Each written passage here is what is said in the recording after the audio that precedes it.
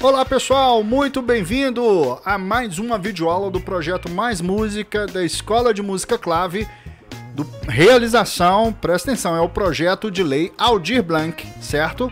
Realização, Governo Federal, Prefeitura Municipal de Patinga, Secretaria de Cultura, Esporte e Lazer, ok?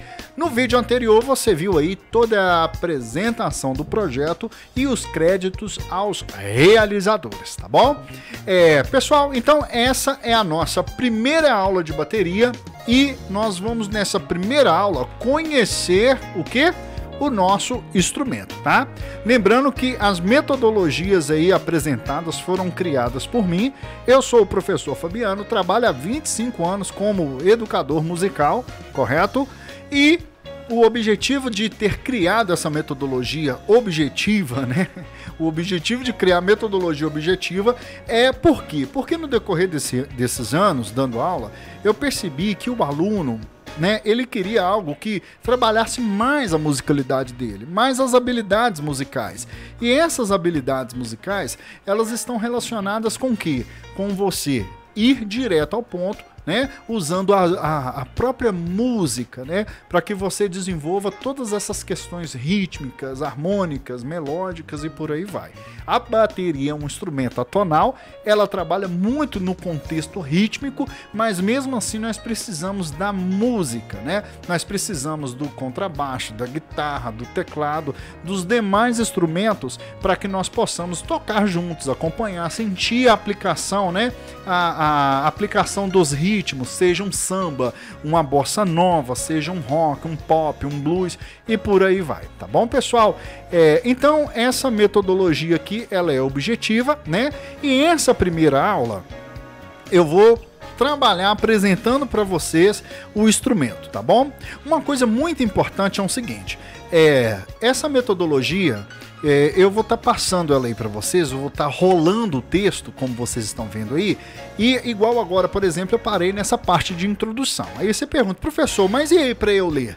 É simples, é só você dar uma pausa agora, leia o texto pausado, certo? E após terminar o texto, leia uma vez, leia duas vezes, dá play novamente e aí você vai conseguir, né, quando ouvir a minha explicação, entender melhor porque você já leu o texto, correto?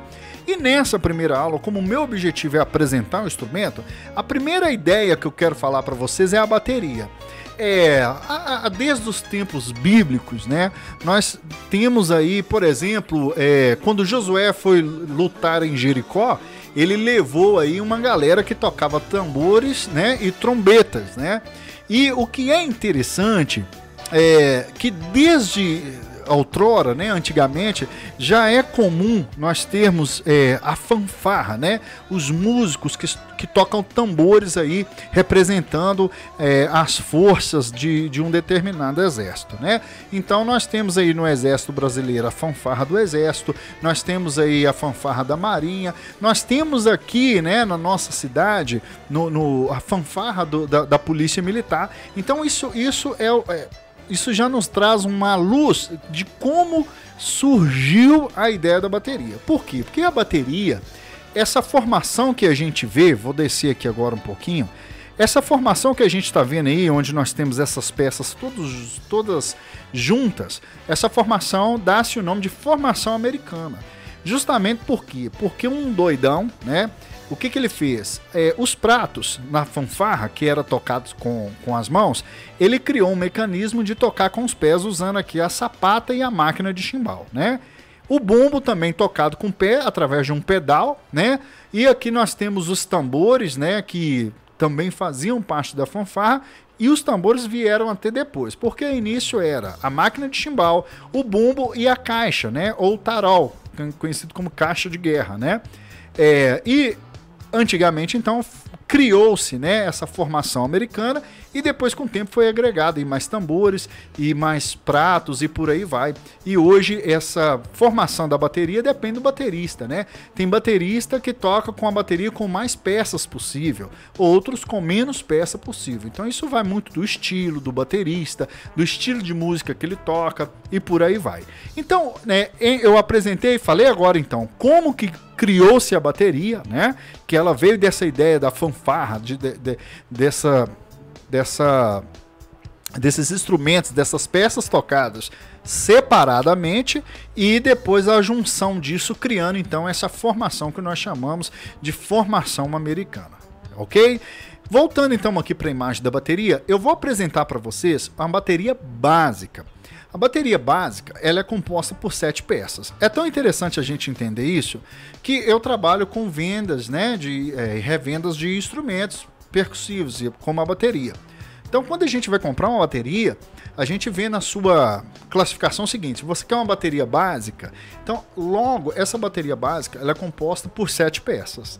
Né? E aí cada baterista agrega ou retira as peças referente ao set dele. O que é set? É a formação da bateria dele, né? Então tem bateristas que tocam com muitos pratos, tem outros que tocam com muitos tambores e por aí vai. Mas a bateria básica, ela é composta por 7 peças e é o que justifica essa foto que vocês estão vendo aí. Então aqui nós temos a bateria que tem um chimbal, certo? Esse chimbal tem a máquina dele, que é considerada uma peça e pode ser tocado com o pé, abrindo e fechando, né? Com a sapata aqui abrindo e fechando o chimbal, conhecido também como contratempo. Por que essa ideia do contratempo? Porque o chimbal, ele como a execução do chimbal, ou geralmente no contratempo da música, então se criou-se esse apelido. Pega o contratempo lá para tocar. Então logo se sabia que eram os pratos, porque os pratos eles sempre vinham, né, fora do tempo forte, ok?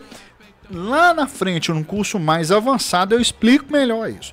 Mas por isso que dá-se o nome de contratempo, pela tocabilidade que o chimbal exercia dentro da música, seja ela fanfarra, seja ela cadência e por aí vai, certo? E é tão interessante isso que todas as vezes que um baterista ele vai usar o chimbal com o pé, geralmente o chimbal é tocado no contratempo, ou seja, fora do tempo forte, fora da cabeça do tempo da música. É como essa música que vocês estão ouvindo aí, ó. Eu vou mostrar onde o chimbal entraria. O tempo forte dessa música seria assim, ó, 3, 4, 1, 2, 3, 4. Cada cabeça de tempo, ó. 3, 4. O chimbal tocaria assim, ó. 3, 4. 1, 2, 3. A minha palma é o chimbal, ó. Tá vendo? Fora do tempo forte. Espero que vocês tenham entendido aí a explicação. Logo, então, eu tenho aqui a caixa, certo? A caixa, ela tem um diferencial, porque ela tem por baixo uma esteira, né? Que essa esteira esticada e ao contato com a pele resposta, que é a pele mais fina que fica por baixo, ela dá um som meio que areiado, né? Digamos assim, deixa eu voltar aqui para vocês entenderem. Então, essa peça aqui que eu estou passando o mouse por cima é a caixa ou tarol, e ela tem, na sua pele por baixo, ela tem uma esteira esticada, né? Que você pode armar ela deixando o som típico da caixa, que é um som mais areado, e aí proporciona muitas técnicas bacanas, como o rufo, por exemplo, né? Que é uma técnica de som continuado, e a esteira ajuda e contribui com isso aí. Aqui nós temos o tom 1, aqui nós temos o tom 2 e aqui nós temos o surdo. É interessante que essa foto é de uma bateria real, mas se vocês observarem, esses tambores estão né, com os cascos reduzidos. Isso é comum em algumas baterias, certo? Mas isso também vai de cada fabricante, de cada tipo de sonorização que eu quero. Então não vou entrar também nesses méritos aqui, tá bom? Mas o que nós precisamos entender é que a bateria padrão, ela segue então, ó, chimbal ao contratempo, caixa, tom 1, tom 2 surdo, e esse grandão aqui por trás é o bumbo, que é tocado com o pé e é a peça mais grave que tem. Deixa eu dar uma dica interessante para você. Lembra que eu falei que a bateria é um instrumento atonal? O que eu quero dizer com isso? A bateria, por mais que ela tenha timbres, ela ressoa, ela não consegue determinar uma nota. É lógico que, no decorrer dos anos de estudo, eu já vi tambores afinados e dando ressonância como se estivesse reproduzindo uma nota. Mas ela não consegue permanecer uma lógica de uma escala musical, por exemplo, correto? Então, logo, nós determinamos a bateria como instrumento atonal. Mesmo que as suas ressonâncias chegam a parecer notas, mas, infelizmente, ela entra na classificação de um instrumento percussivo. Eu já vi amigos meus baixistas afinando, ou melhor, amigos meus bateristas afinando os tons e o bumbo com as cordas do contrabaixo, bacana. Mas isso não quer dizer que ele está seguindo uma afinação, ele está seguindo uma timbragem, onde a corda sol do contrabaixo vai ser o tom 1, né? E por aí vai. A corda ré do contrabaixo vai ser o tom 2. A corda lá do contrabaixo, surdo 1. E a corda mi grave do contrabaixo seria o bumbo. Então é mais uma questão de timbre, tá, pessoal? Não, nem muito a ver com as questões de notas, ok? Então expliquei para vocês que a bateria é um instrumento atonal. Então ela é classificada aí como instrumento de marcação dentro da família dos percussivos, ok? E aqui nós temos esse prato, que é chamado de pratos superiores. Então, nessa aula, para a gente não aprofundar tanto, né, a gente não ficar muito nas questões teóricas, eu estou explicando o prato. Então, todos os pratos que vierem suspensos, que você vê numa bateria, nós vamos, a início, determinar os nomes como pratos superiores. Combinados assim? Lá na frente, né, no decorrer de mais aulas, nós vamos explicar detalhadamente cada prato, a função de cada um. O que nós só precisamos entender é o seguinte, que cada prato ele tem tamanhos diferentes porque ele vai ter funções diferentes, certo? Tem pratos que vai servir para cortes, tem pratos que vai servir para ataques, tem pratos que vai servir para para condução e por aí vai, ok? Então, mais no curso, mais na frente, eu explico sobre isso. Agora, gente, deixa eu falar uma coisa muito interessante, né? Eu vou repetir, realmente não lembro se eu falei no início da aula, mas é muito bom repetir, porque mesmo que eu falei, vou falar de novo. Não substitua a presença de um bom professor. Esse curso, ele tem o objetivo de ajudar você, trazer informações para você, mas nunca substituir um excelente profissional. Não é o nosso papel. Nosso papel é contribuir com a cultura, com a musicalidade, principalmente nesse tempo de pandemia, onde nós precisamos preservar a saúde, né, das pessoas que amamos e até mesmo das pessoas que a gente não conhece, porque toda a vida é importante. Mas não esqueça de que ter o curso com a presença de um bom profissional, isso é indispensável, tá bom? Então vamos voltar aqui na apostila. E então eu apresentei para vocês a bateria básica, e ter mais peças ou menos peças, isso vai de cada fabricante ou de cada baterista, ok? Uma coisa importante são as peles, né? Como eu já falei aqui da caixa, toda a pele de cima nós chamamos de batedeira e as peles de baixo chamamos de pele resposta. As peles de cima, batedeiras, elas são mais resistentes para aguentar o toque, né, o baquetamento do baterista.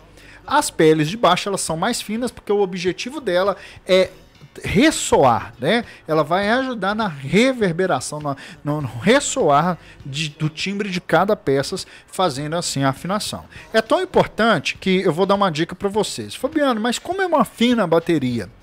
Nós afinamos a bateria através do aperto uniforme de todos os parafusos, que vai dar uma ressonância bacana, e essa ressonância ela é timbrada. Eu quero que o tom 1 ressoe mais alto, o tom 2 ressoe menos alto, e quando eu falo altura, eu estou falando de grave, médio e agudo, que é o termo correto, né? Eu quero uma ressonância mais alta, ou seja, mais agudo. Então eu igualo os parafusos de cima e de baixo, porém estico cada um na proporção do que eu quero que essa pele ressoa. Então a afinação da bateria ela está composta nesse princípio, ok? E eu tenho, eu vou tentar postar no canal onde está esse vídeo também um workshop só de afinação que vai abrir muito aí a sua mente no que se diz respeito a afinar a bateria, combinado? Então vamos voltar aqui na apostila, continuando aqui então, né? Vamos falar então agora sobre postura.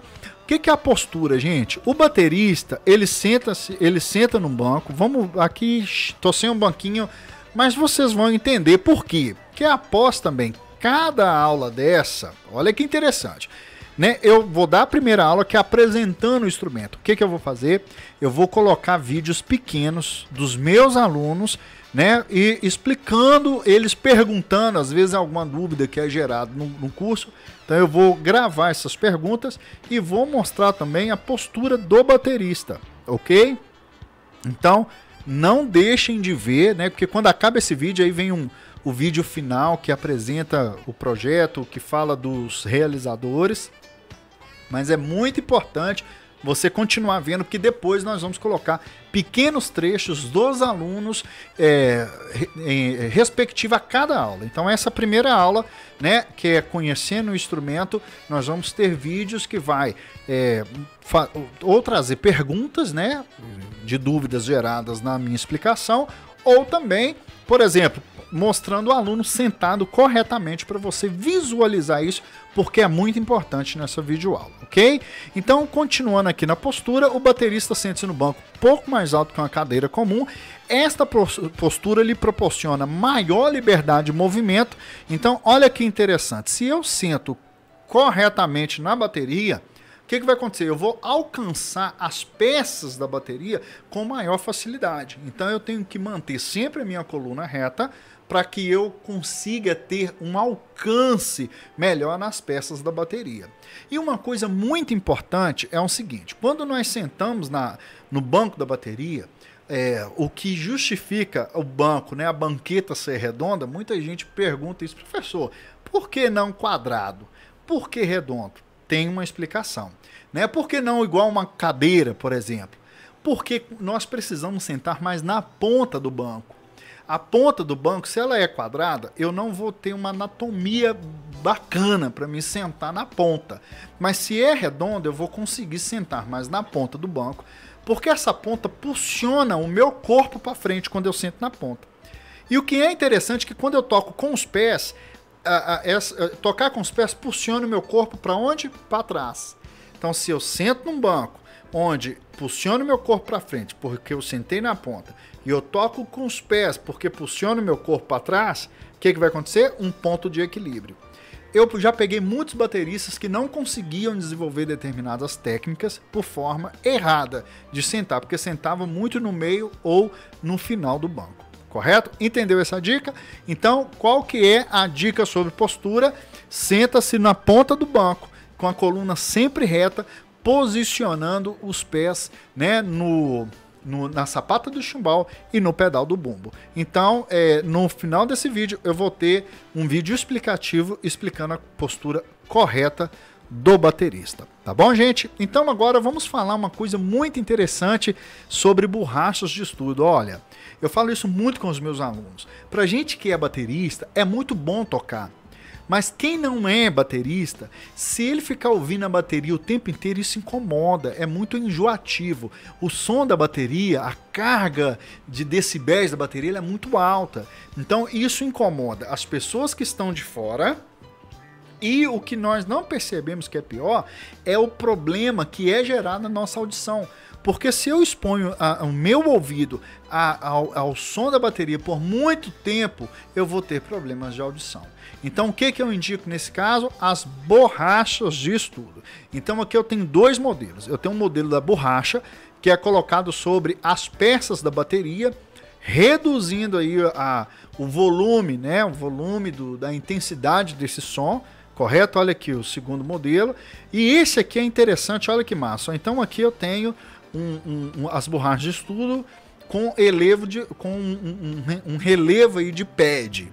Agora, essa última figura já é um pad, é considerado uma borracha de estudo, mas especificamente esse aqui é colocado sobre a coxa. Olha, ele tem uma correia que prende, onde eu posso levar as baquetas e ir para qualquer lugar que no tempo vago eu vou desenvolver os toques de mão, tá? Existe um pad que, ao invés de ser colocado sobre a perna, ele por baixo tem uma rosca que eu enrosco aonde na estante, tá vendo? Essa estante aqui, ó, eu abaixo ela. Geralmente essa aqui é considerada a estante reta. Eu uso uma estante girafa, onde eu inclino abaixo, inclino ela, enrosco o pad e ela vai imitar o que? A caixa da bateria, onde eu vou conseguir também desenvolver os meus toques de mão, né? E por aí em diante. Então, isso eu explico muito para os alunos, porque, gente, olha que dica legal que eu vou dar. A bateria, quando o meu aluno entra para fazer um violão, a gente consegue violão usado até de R$250. Né, um violão novo, bacana para estudar, está custando em uma média de 390, 450 reais. Agora, quando a gente fala de bateria, esse valor chega a ser muito mais. Então, uma bateria hoje básica aí está na casa de R$2.500.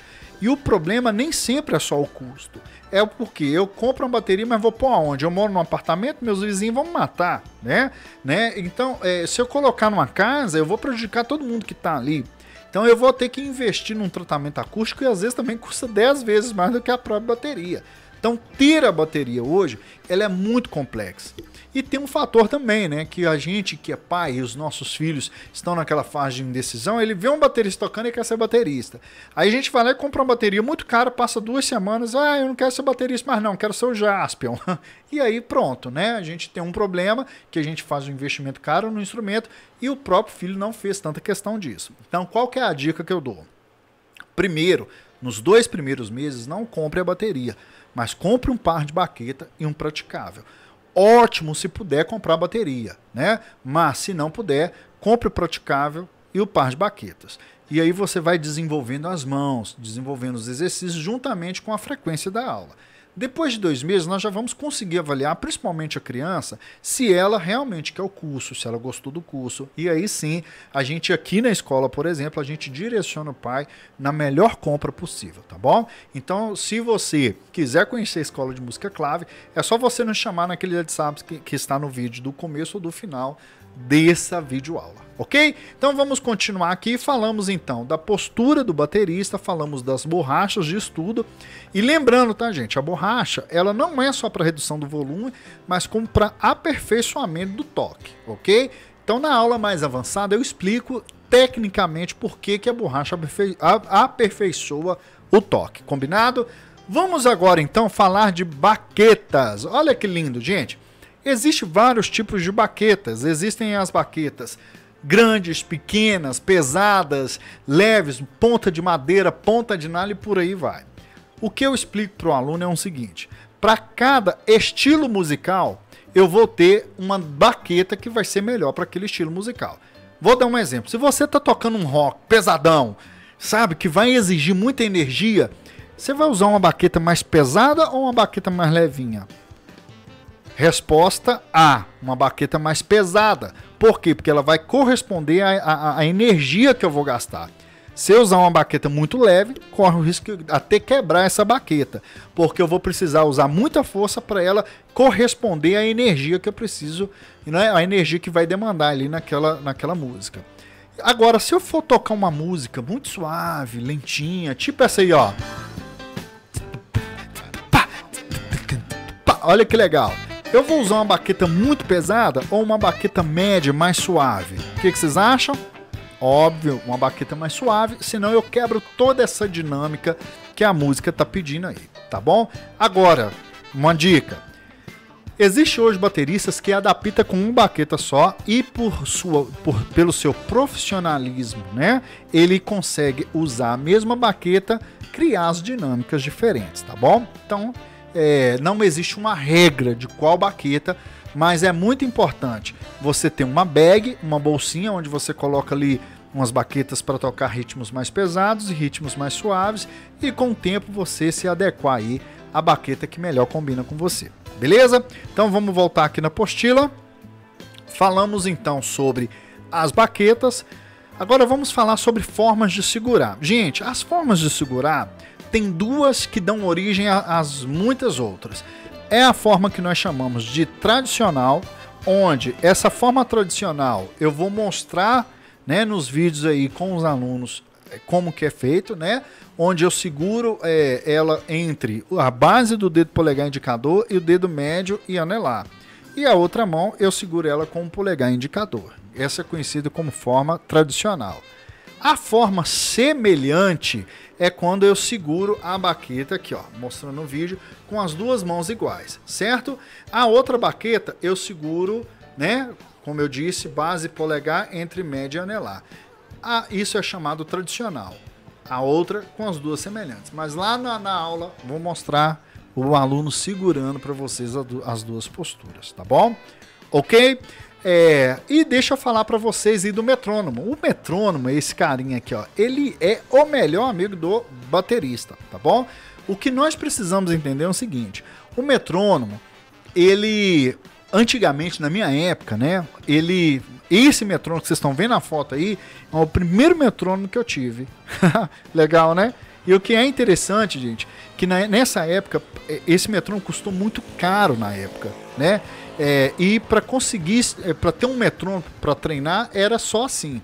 Hoje nós temos aí esse mundo tecnológico que quase em qualquer celular oferece você baixar esse aplicativo gratuito para você estudar. Olha que maravilha, né? Na minha época não, você tinha que ter um aparelhinho e estudar. Agora, qual é a dica que eu dou? O metrônomo, se você colocar ele no início dos seus estudos, ele vai se tornar o seu melhor amigo. Mas não deixa passar não, porque se você deixar de estudar com o metrônomo, ele vai se tornar um inimigo para você. Como? Deixa eu explicar uma situação. Eu já tive músicos, eu tenho um estúdio de gravação, onde eu gravo músicos, e eu já tive músicos que eu tive que gravar no lugar deles. Por quê? Porque ele não estudou com metrônomo. E para gravar em estúdio, você tem que ser retinho, você tem que seguir o metrônomo. Então é muito importante a gente entender isso, né? Eu imagino que isso pode ter sido frustrante para esse músico, porque ele tocava muito mais do que eu, mas eu tive que tocar porque eu havia estudado com metrônomo e ele não. Então, por isso que eu indico a todos os meus alunos agregar o metrônomo desde o início, ok? Combinado então? Então pesquisa na internet sobre metrônomo, como aplicar, ver músicos estudando com metrônomo, a bateria, você vai achar muito material aí na internet, combinado? Então, pessoal, nossa primeira aula para por aqui, ok? Então, voltar aqui a imagem do metrônomo, certo? Na próxima aula, nós vamos vir falando sobre o quê? Sobre exercícios. Olha que legal. E aí, nesses exercícios, eu vou explicar exercícios de desenvolvimento para as mãos, para os pés. E após esses exercícios, na terceira aula, eu vou desenvolver um ritmo e juntos nós vamos criar uma música para aplicar esse ritmo. Combinado assim? Então, primeira aula, expliquei tudo o que é o instrumento e as bases. A segunda aula, exercícios e exercícios em formas de ritmo. A terceira aula, eu vou ensinar como aplicar esse ritmo, certo? E uma música para a gente aplicar esse ritmo. Combinado assim? Não se esqueça que esse é o projeto Mais Música da Escola de Música Clave, correto? E é um projeto do governo federal, da Prefeitura Municipal daqui de Ipatinga, né? E da Secretaria de Cultura, Esporte e Lazer, Lei Aldir Blanc, que nos ajuda nesse processo pandêmico, né? Onde nós, músicos, aí, fomos limitados a não propagar os nossos shows, né? Onde muitos de nós tiramos a nossa renda disso, de tocar, de fazer uma musicalidade para deixar aí o mundo mais feliz, né? Um mundo mais colorido, mas nós entendemos que é um momento delicado e as vidas estão em primeiro lugar, tá bom? Então nós agradecemos demais esse incentivo federal, né? E que, se Deus quiser, em breve nós vamos superar esse vírus e vamos voltar aí a propor, né, para toda a população a música, a dança, o teatro, a cultura no seu âmbito geral, tá bom? Então tá, pessoal, muito obrigado e não esqueça que após aí o vídeo de finalização que mostra a realização e a apresentação do projeto, nós teremos pequenos vídeos dos alunos referente a essa primeira aula em relação à dúvida, como segurar as baquetas, como sentar no banco, que vai ajudar você aí a entender melhor essa videoaula, tá? Melhores, né? Precisar de melhores informações é só chamar a gente no telefone aí que está disposto aí no vídeo, tanto da abertura como do final. Um abraço, pessoal. Tchau!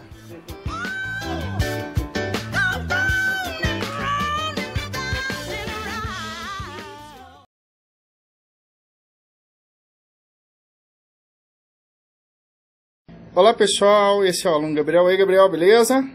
Beleza. Cruzeirense, hein? Gente, eu tô aqui na aula com o Gabriel, né?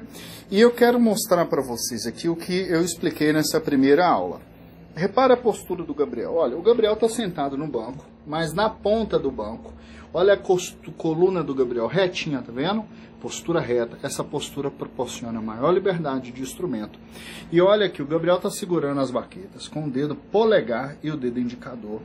Repara que uma mão dele, a mão esquerda, está no sentido vertical e a outra mão está no sentido horizontal.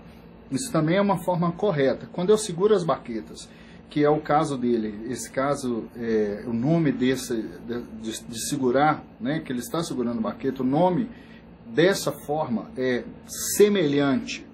E o semelhante é o que eu ensino para todos, né, os alunos inicialmente.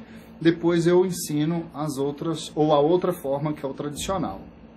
E dentro dessa forma semelhante, nós temos aqui a mão direita dele que está na horizontal e a mão esquerda na vertical, que é uma forma correta. Agora eu vou mostrar aqui os pés. Olha que interessante, né? Um cuidado que o baterista precisa ter, ele não sentar muito próximo e nem muito longe da bateria. Ele tem que ficar numa postura onde ele tem um espaçamento que ele consiga alcançar com as mãos todas as peças da bateria, certo? E que não fique muito perto e nem muito longe, beleza? Agora, o que nós vamos fazer? Eu vou mostrar aqui no próximo vídeo um exercício de desenvolvimento. Deixa eu mostrar para vocês aqui um praticável, como eu falei na primeira aula sobre as borrachas de estudo e o praticável. Esse praticável ele serve para quê? Para substituir os exercícios, ou a caixa, substituir a caixa. É claro que, para aprender a bateria você precisa de ter o instrumento, mas a início, como a gente sabe todas aquelas dificuldades que eu já expliquei, olha, esse é um praticável rosqueado, ele pode rosquear na estante aí, que é uma estante que eu uso para colocar os pratos, como aquela lá, ó, olha para você ver. E aí eu posso rosquear o praticável e regular ele na altura da caixa, tá bom? Agora, existe também aqueles que eu mostrei, que é colocar sobre a perna, pode também colocar sobre uma cadeira, enfim, e desenvolver os toques nas mãos, ok?